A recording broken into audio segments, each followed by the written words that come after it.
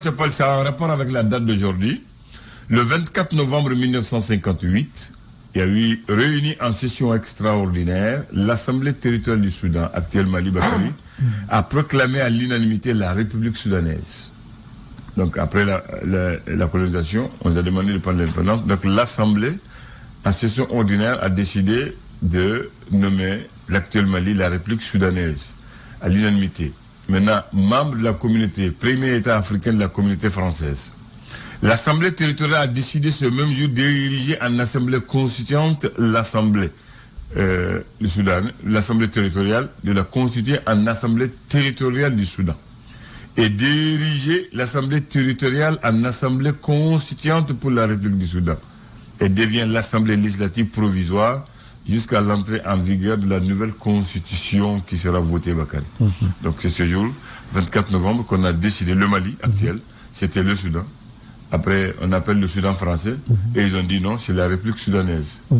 Et les députés qui étaient dans l'ancienne Assemblée française sont devenus les députés du Soudan. Du Soudan. Et ils ont dit qu'on va faire une assemblée constituante pour déterminer maintenant la République du Mali après Bakary. Donc le 22 septembre 60, l'Assemblée soudanaise s'est transformée en Assemblée du Mali et a décrété que la République soudanaise devient la République du Mali. La République du Mali. Voilà. Et ce sont ces mêmes députés qui ont décidé de choisir Modibo Keïta comme président de la République.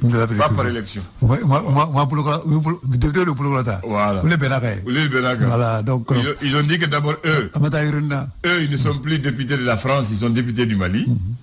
D'abord. Deux, maintenant, ces députés du Mali vont décider de choisir Modibo Keïta parmi eux comme président de la République. Ils ont été votés. Non, si. Voilà. Est-ce que Djama voté, oui? Djama de voté, oui. Djama de voté, oui. Djama voté, député. Voilà. Djama voté, député, oui. Député, donc, quand ils ont décidé de nommer la République soudanaise à la République du Mali, ils ont décidé, les mêmes députés, de choisir Modibo et de le nommer comme président de la République. Voilà. On n'a jamais voté pour Modibo. C'est les députés qui l'ont élu président de la République. Voilà. Ça, c'est l'histoire de notre pays. Voilà. Maintenant, pour la pensée. Donc, maintenant, la question me posait, ni bien, ni bien, ni bien. Mali, on parle Soudan, Mali. Donc, il y a un Soudan, Ah, si, il y avait 5 noms. Le Haut Sénégal, Niger. Il y avait beaucoup de noms. Il y avait le Haut Sénégal, Niger. Il y avait la Sénégambie, le Haut Moyen Niger, ensuite la République soudanaise, maintenant la République du Soudan, la Fédération du Mali et la République du Mali. C'est les différents noms du Mali. Voilà. Voilà. Voilà. Pour la claque la dondori. Voilà. Canada Soudan. Oui. Très bien. Maintenant, pour la pensée, on dit les forts pardonnent, les faibles se vengent, les plus heureux oublient. Il faut oublier. Je reprends la phrase. Voilà. On dit les forts pardonnent, les faibles se vengent, les plus heureux oublient. Ça, c'est la pensée de ce matin. Donc, quand même, donc, Vichija, il y a nous là. Voilà, il y a Yafa, il y a Yine. Voilà, Nisra ou Sro, Nala ou Noram Gomé, il la fière. Yafa, il y a Yine. Yafa, il y a Yine. Voilà. Là, il y a des gens qui disent je pardonne, mais j'oublie pas. Vraiment, là, tu n'as pas heureux. Ah, comment? Voilà, on t'a dit ça, non? Si tu oublies les théories, c'est les qui oublie. Non, ma question n'est pas terminée. Il y a fait même manière, est-ce qu'il y a fait? Il y a fait, ça, il y a fait, ni ya fara ne fa bana ay non il y a fait la ke là c'est ego ga ko so ko il y a fait même ma yino voilà ni ma ya fa menda sarao o da ja mais tous les chiens il y a fait ma mais avec ngono sangue ben yino ko ma fi chai ci la ko ga so ma di no o da ja voilà mais alors bon mi voilà c'est ça donc il y a fait de kai il va casser voilà maintenant c'est ça donc pour que toi tu sois heureux là il a la fia il corps là il est voilà le quoi d'accord donc sinon il y a pas de couple voilà il faut tout le pardonner comment que tu vas blai il y a pas donc raison pour laquelle on va mi chigala dire il y a pas mi chiga dire il y a pas donc on va aller jouer dans tout le gars on dit il y a pas question voilà merci Campbell à clair chaya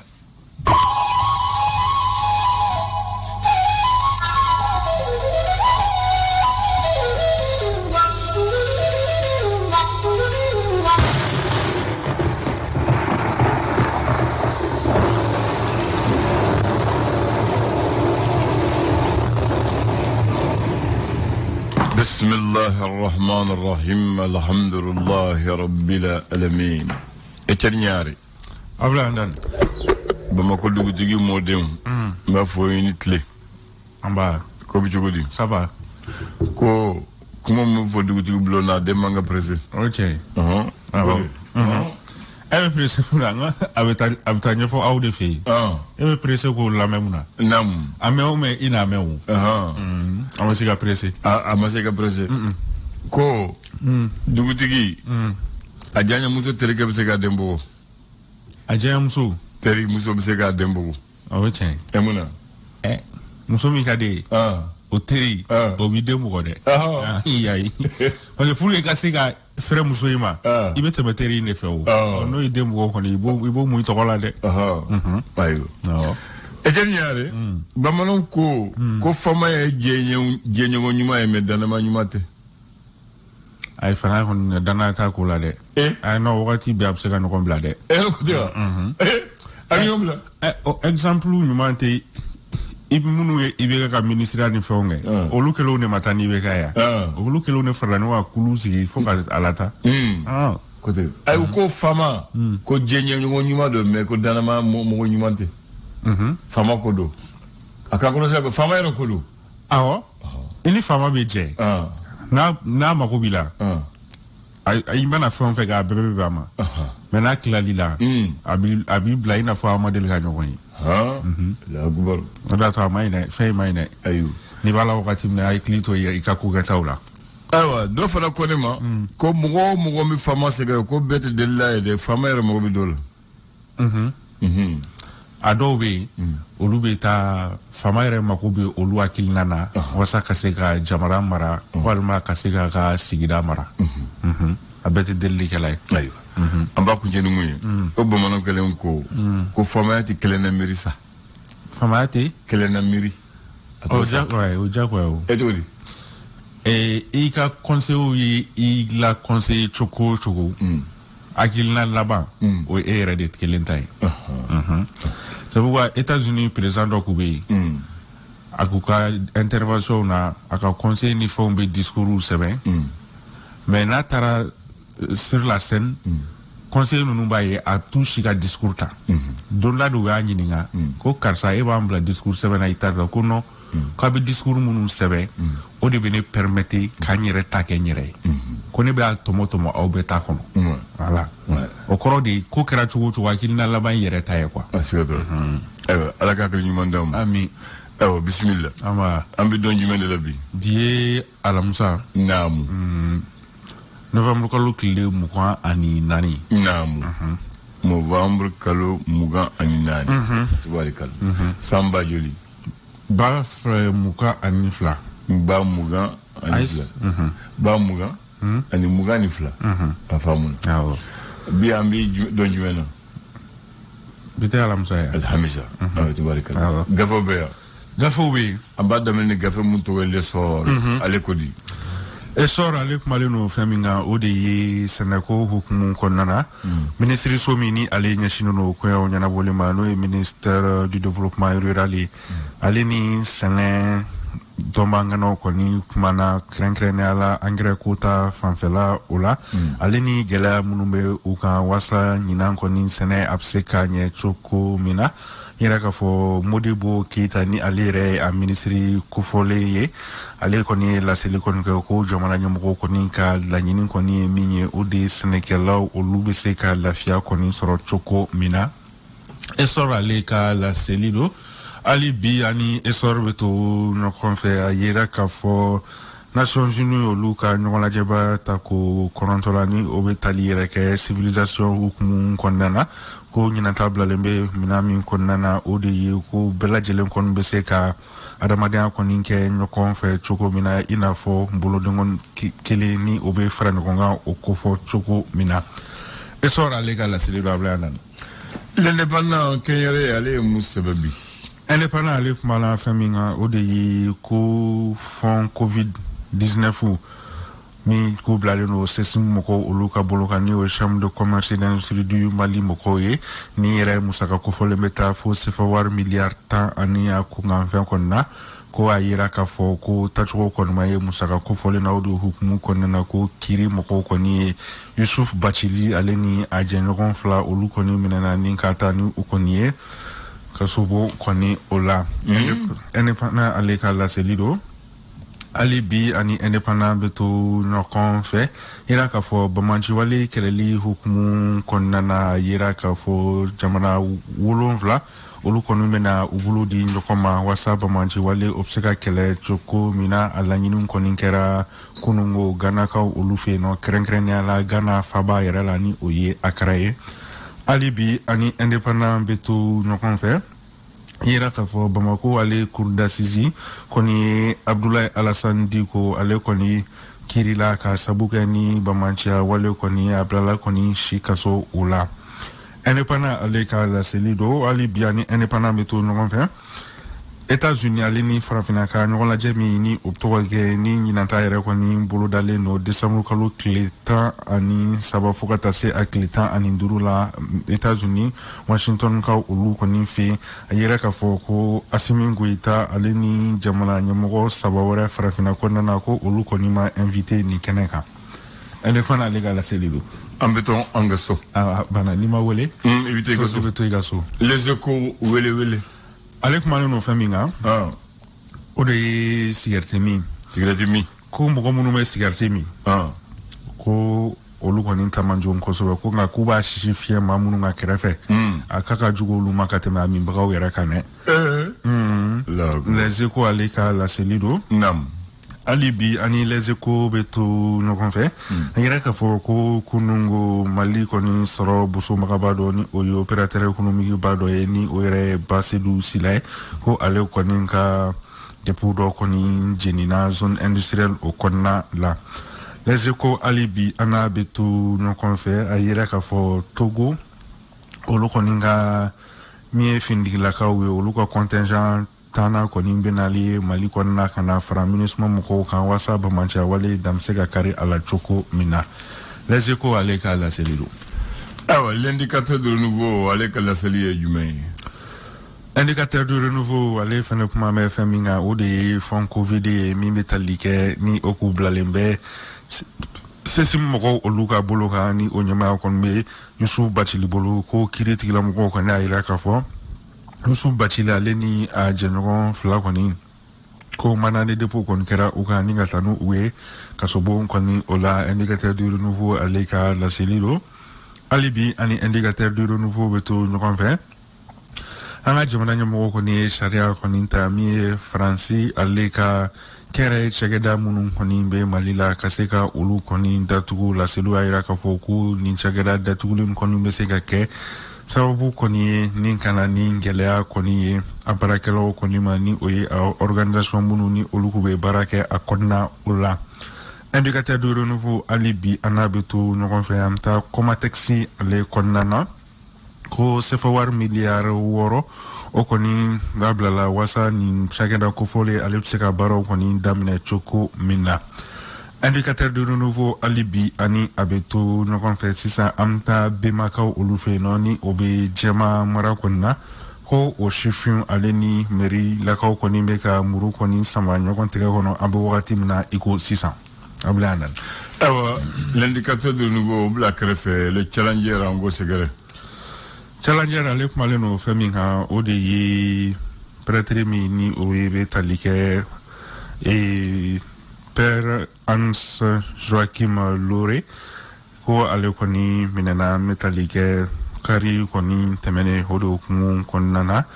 chrétien catholique moko koni bataki koni ke kaira ka foko ni wale min koni kelen flene ko ni metalike enlèvement de la yera ka fo mon père ko fo ni yera koni ko almando abe malila ko abe sambi sababu yongo koni mboko kari temene koni ko amidana mado koni fe mununi olubu na tiga mase ka do ame wakati mina iko sisa challenger aleka la sedido alibi ani challenger beto no fe ntalige kalango hukumu konana cantine scolaire ni oye dumuni kɛ yɔrɔ minnu kɔni bɛ kalanso kɔnɔna na kɛrɛnkɛrɛnnenya la faso ka kalanso olu kɔnɔna na ko an bɛ wagati min na i ko sisan sirakɔrɔ dunfin olu kɔni kɛn bɛ ka mairie Bamako sigida sabanan maire kɔni wele ni o ye ka interpeller ka sabu kɛ ko wari minnu kɔni dabilala cantine scolaire ale gestion na ko tafan kɔni ma ye a la. Challenger ale ka laseli do ale bi ani Challenger bɛ to ɲɔgɔn fɛ sɛnɛ hukumu kɔnɔna na kɛrɛnkɛrɛnnenya la kɔɔri sɛnɛ hukumu kɔnɔna na ko farafinna woroduguya fan fɛ ko ɲinan kɔni bɛ sɔn ka gɛlɛya kɔɔri sɛnɛnaw kɔni ma. Challenger ale ka laseli do. An b'a kuncɛ ni le reflet d'Afrique ale ye mun sɛbɛn bi. Reflet d'Afrique ale kumalen no min bɛ tali kɛ feereli ani sanni hukumu kɔnɔna na. N'o ye a yira k'a fɔ wagati min na i ko sisan gɛlɛya kɔni bɛ Mali kɔnɔna dɔ sen fɛ min bɛ tali kɛ cakɛda min ni o ɲɛsinnen do feere ni sanni kɔnɔnaw ɲɛnabɔli ma ni o ye DGCC ale kɔni bɔra ni ka laseli kɔni kɛ walasa mɔgɔw bɛ se ka faamuyali kɔni kɛ gɛlɛya hukumu kɔnɔna na ale ni jamana ɲɛmɔgɔw kɛn bɛ ka fɛɛrɛ min kɔni tigɛ walasa gɛlɛya kofɔli fɛɛrɛ bɛ se ka sɔrɔ a la Mali kɔnɔna na cogo min na. Reflet d'Afrique ale ka laseli do hali bi ani Reflet d'Afrique n'ale bɛ to ɲɔgɔn fɛ a yira k'a fɔ ko sifin dɔ ale kɔni fatura balani so dɔ kɔni kɛnɛ ka ɲininkali kɔni tɛnkunu no ko yala wagati jumɛn de la jamana ɲɛmɔgɔw kɔni bɛna sariya ta walasa nin wale kofɔli ninnu da bɛ se ka kari a la cogo min na. Reflet d'Afrique ale ka laseli do. K'i to balani so la k'i fatu. Ayiwa n t'a fɔ a dɔw sera. Bɛɛ n'i ta wagati tɛ n'i ta cogo do. Mais a fatu kɛnɛ kɔni man ɲi. Fatu kɛnɛ kɔni man ɲi. A kɔni cɛ man ɲɛ. Fatu kɛnɛ cogo min na nin ye tan. Cɛ man ɲi dɛ. Cɛ man ɲi. I ka fɔ i ye nɔ. Ala ka bɛɛ kisi nin ma. Ya cɛ nin yɛrɛ. Sisan ko diɲɛ tiɲɛna. Ko anw jogo tiɲɛna. Ko denmisɛn tɛ maa bonya. Ko denmisɛn bila lu yɛrɛ ma. N ko jɔn nɔ do. Parents de nɔ do.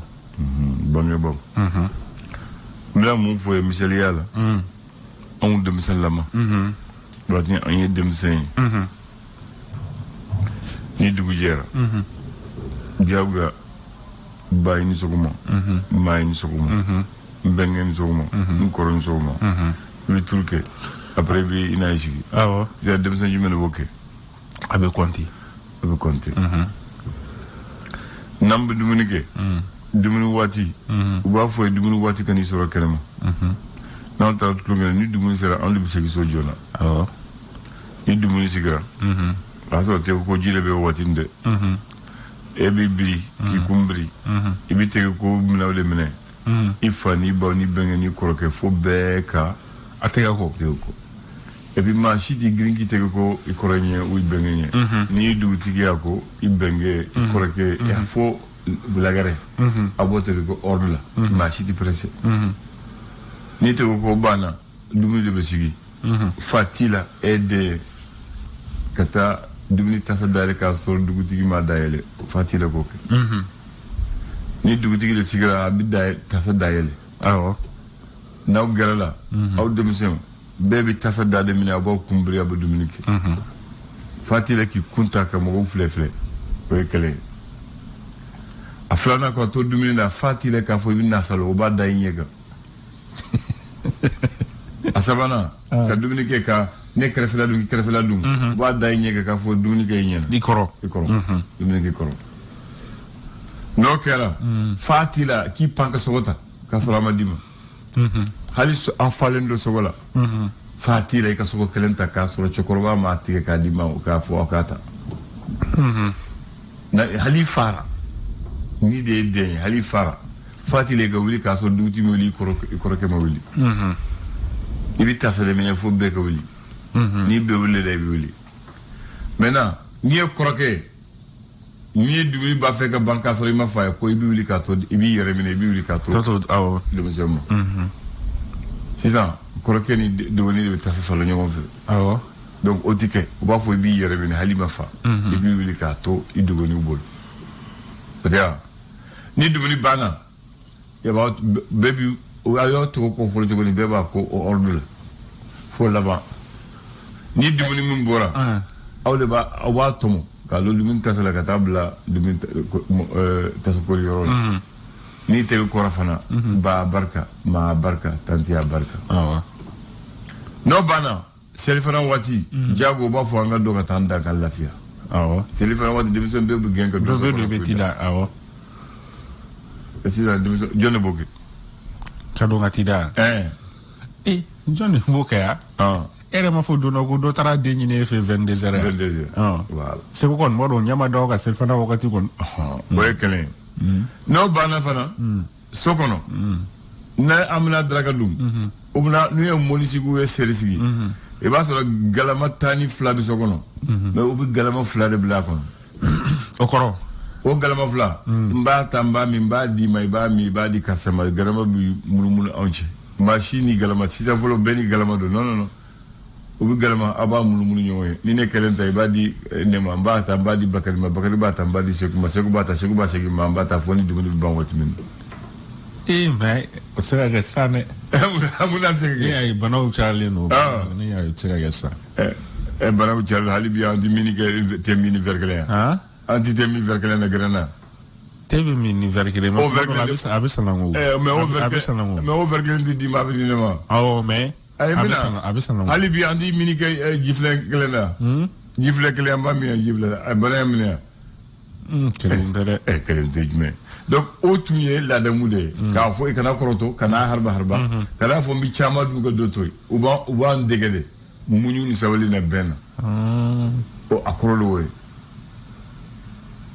a faamuyara n y'a faamuyara a faamuyara voilà o de kɔrɔ don parce que u bɛ sisan i kana pressé i kana harba n'i nana k'a sɔrɔ cɛkɔrɔba yɛrɛ ta a ma n'a joona parce que tuma dɔ la i b'a sɔrɔ ko ɲɛnaba a b'o sigi maa si t'a la k'a fɔ maa cɛ bɔ a ma na mɛ nin yɔrɔ bɔ ba bada a b'o sigi fo cɛkɔrɔba bɛ na a b'a kɔnɔ a b'a kɔnɔ fo cɛkɔrɔba de ka na cɛkɔrɔba de bɛ na dumuni sigi a bɛ na da yɛlɛ propre n'an bɛ tulonkɛyɔrɔ la n'an ye an fa filan ye n'an y'an bɛnkɛ filan ye dɔnni b'a bolo an bɛ girin k'a minɛ ka taa bila ka segin ka n'a baro n'a y'a sɔrɔ cɛkɔrɔba 2 bɛ da la u kuma an t'u cɛ ci an b'a kɔnɔ fo n'u y'u gɛrɛ an ka don mais sisan denmisɛnw b'u cɛ ci ka don et puis an tɛ maa si wele an fa filan si an t'a wele a tɔgɔ la an fa filan si an ba filan si tɛ wele u tɔgɔ yɛrɛ la o tɛ yan et puis mun de bɛ kɛ tuguni sinamuso den sinamuso 2 e den de bɛ di sinamuso ma ale de b'a mara ni du dɔw bɛ yɛrɛ i t'a dɔn i t'u bɔ dɔn ɲɔgɔn na yɛrɛ min ye min de ye ça c'est vrai ni dumuni bɛ tobi don min na muso min bɛ gala ale bɛ tobili kɛ mais tilali yɔrɔ tɔw bɛ n'a dɛmɛ ka na ni tasa ye k'a dumuni ka taa ka da bɛɛ sigi sisan muso tɛ sɔn k'o kɛ ni gama ka maya ka da la dɛ a bɛna kana fɛn k'a la dɛ a bɛna fura k'a la ou bien a bɛna non c'est pas vrai donc olu yɛrɛ dalen tɛ ɲɔgɔn na awɔ danaya tɛ yen bilen donc o de y'a kɛ den tiɲɛna i y'a faamu ni ne y'i ye e tɛ ne den ye n b'i dɔn n'i ye kojugu kɛ n b'i minɛ k'i lamaga n'i taara u ka so i fa b'i lamaga maa si tɛna ɲininka mais sisan ni ye den bɔgɔ a b'a minɛ ka taa ni ye 3e la k'a fɔ mun ne ye den bɔgɔ e de y'a mara wa e de y'a wolo o ye tiɲɛ ye ne hakili b'a la an fitininnama cɛkɔrɔba dɔ delila ka taa kangarida la an fɛ yen ko anw ye tiɲɛni dɔ kɛ ne ka levier k'a ma ko a kana segin ka na kangarida kɛ bilen dɛ ko parce que an y'a kɛ wagati na munna a ma anw minɛ ka anw corriger parce que a ka mɔgɔ corriger ta ye anw ye k'a man se hakili kana kangarida man ka kangarida donc sisan u b'a mara fana u bi ni mɔgɔ ye fɛn d'i ma i bɛ taa yɛrɛ bangebaa karisa ne ye nin di yan mais sisan denmisɛn b'a dɔgɔ et puis ni cɛkɔrɔba b'a fɛ ka jɛ denmisɛn mun bolo ka fɛgɛ u bɛ wari min sɛnɛ bila table kan u b'i ci ka don so kɔnɔ ni nana a bɛ taa lajɛ après a bɛ zana ci zana bɛ bɔ après a bɛ a b'u ci après a bɛ ne ci ni wari tununa a b'a dɔn mun y'a ta a b'a dɔn mun ye zone donc sisan donc i y'a faamu donc mun bɛ kɛ sisan o yɛrɛ an yɛrɛ nɔ don denmisɛn tɛ o an de ye denmisɛnw tiɲɛ o de don e yɛrɛ to kuma daminɛ la i y'i ɲininkali kɛ ne ko n ko parents de don voilà parce que e lamɔna cogo min na ko bidenw tɛ dɛ bi bangebaaw nɔ don voilà parce que e lamɔna cogo min na ne ma se k'i den lamɔ ten c'est que e de nɔ don voilà donc awa i ni ce ni baraji merci